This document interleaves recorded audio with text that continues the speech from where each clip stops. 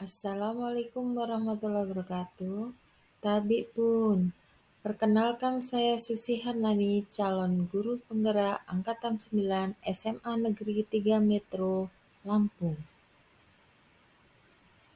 Di sini saya akan menyampaikan kesimpulan dan refleksi pemikiran Ki Hajar Dewantara tentang pendidikan.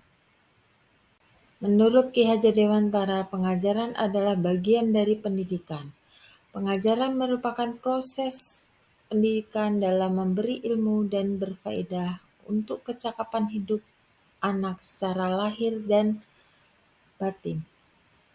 Sedangkan pendidikan memberikan tuntunan terhadap segala kekuatan kodrat yang dimiliki anak agar ia mampu mencari keselamatan dan kebahagiaan yang setinggi-tingginya, baik sebagai seorang manusia maupun sebagai anggota masyarakat.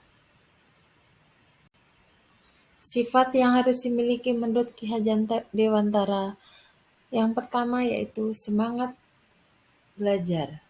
Yang kedua, tidak pernah merasa cukup pada ilmu yang dimiliki. Yang ketiga, selalu memperluas pengetahuan. Sedangkan untuk konteks masyarakat, yaitu pertama rela berkorban, religius, nasionalisme, sederhana, gotong royong pada kegiatan sekitarnya. Sebelum mempelajari pendidikan menurut Ki Hajar Dewantara, saya sebagai guru hanya fokus pemberian materi, menargetkan siswa paham terhadap materi yang saya berikan, meminta siswa untuk fokus berpusat kepada saya saat menjelaskan materi tersebut, tanpa memperhatikan apakah pembelajaran saya sudah bermakna atau belum terhadap siswa.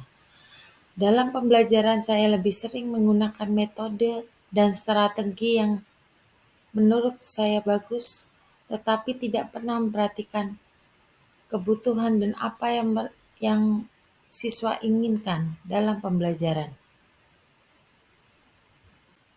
Saya sebagai guru sering melakukan pemberian hukuman kepada siswa yang tidak mengerjakan tugas yang saya berikan.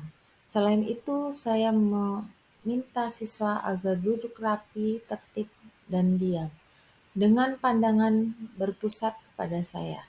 Semua itu menurut saya pembelajaran yang sudah benar. Namun semua itu ternyata bertentangan dengan pendidikan menurut Ki Hajar Dewantara. Setiap anak sudah memiliki bakat dan potensinya masing-masing. Tugas kita sebagai guru untuk memunculkan dan mengembangkan bakat dan potensi yang ada yang dimiliki siswa tersebut. Setiap siswa adalah individu yang memiliki gaya belajar dan potensi masing-masing. Sebagai guru, kita harus memperhatikan perbedaan individu dan melaksanakan pembelajaran yang berpusat kepada siswa.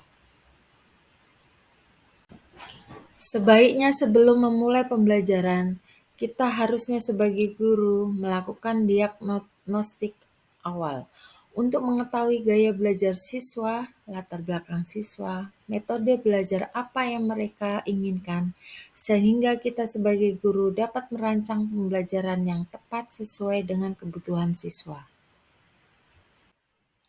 Selain itu, untuk mencapai tujuan pendidikan tersebut, maka pendidik harus memiliki kesatuan konsep yang jelas, seperti konsep Ki Hajar Dewantara meliputi ing ngarsa sumtulodo, ing madya mangunkarsa, tutwuri handayani.